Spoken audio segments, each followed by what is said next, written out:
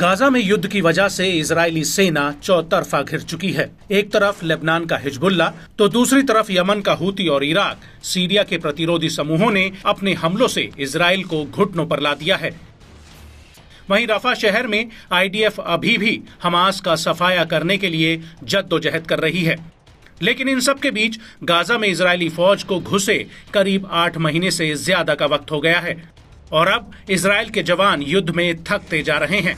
साथ ही आईडीएफ को सैनिकों का भारी नुकसान भी हुआ है और इन सारे हालातों के बीच इजरायली सेना में नए सैनिकों की कमी की बात अब खुलकर सामने आ गई है।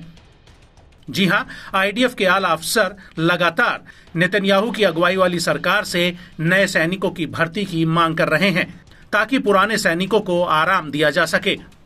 और इसी को ध्यान में रखते हुए 25 जून 2024 को इजरायली सुप्रीम कोर्ट ने एक ऐतिहासिक फैसला दिया था। इस फैसले में कोर्ट ने साफ कर दिया था कि अब इजरायली सरकार अति रूढ़िवादी यहूदियों की सेना में भर्ती को अनिवार्य करने के लिए कानून बनाए।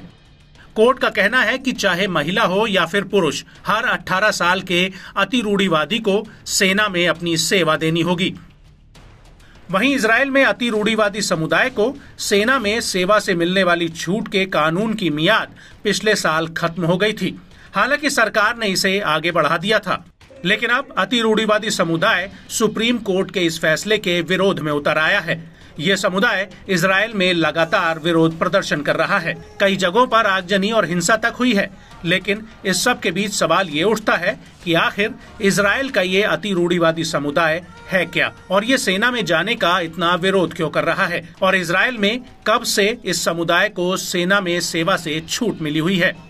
दरअसल इजरायल के इस अति रूढ़िवादी समुदाय को हारेदिम के नाम से जाना जाता है, जिसका मतलब ईश्वर से डरने वाला हुआ।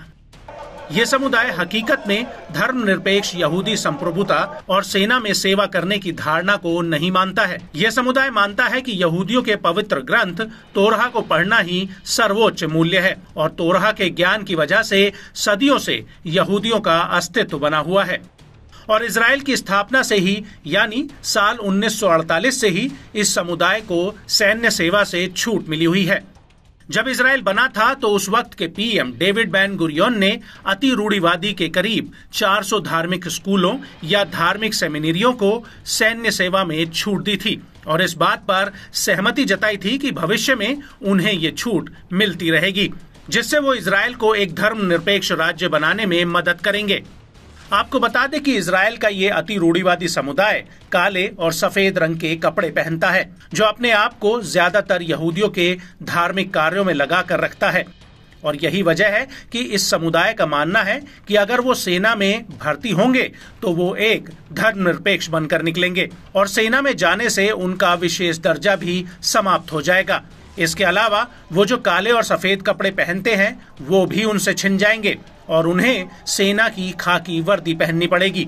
इस समुदाय का ये भी मानना है कि धार्मिक कर्मकांडों से अलग होने से उनकी सांस्कृतिक विरासत, संस्कृति और जीवन जीने का विशेष तरीका उनसे छिन जाएगा और इसी वजह से ये समुदाय सेना में भर्ती को लेकर विरोध कर रहा है। लेकिन अब इजरायल के सुप्रीम कोर्ट के फैसले से इस समुदाय की सैन्य सेवा अनिवार्य कर दी गई है। लेकिन सवाल ये उठता है कि आखिर जनसंख्या के हिसाब से इजरायल में इस समुदाय की कितनी आबादी है। तो आपको बता दें कि इजरायल की कुल आबादी में 13% इसी रूढ़िवादी समुदाय का हिस्सा है। हालांकि करीब 1200 अति रूढ़िवादी लोग सेना में अपनी सेवाएं पहले से ही दे रहे हैं और इस आंकड़े को बढ़ाने के लिए इजरायल के अटॉर्नी जनरल गैली मियारा ने नेतन्याहू की सरकार को निर्देश दिए हैं कि वो जल्द से जल्द अदालत के फैसले की तामील करे। हालांकि मीडिया रिपोर्ट्स के मुताबिक सेना ने पहले ही अतिरिक्त 3000 अति रूढ़िवादी सेमिनरी के छात्रों को सेना में भर्ती करने का फैसला किया है, लेकिन ये फिलहाल साफ नहीं हुआ है कि इनका चयन कैसे होगा, क्योंकि मौजूदा समय में पूरे इजरायल में करीब 60,000 ऐसे छात्र हैं जिन्हें सेना में भर्ती से छूट मिली हुई है।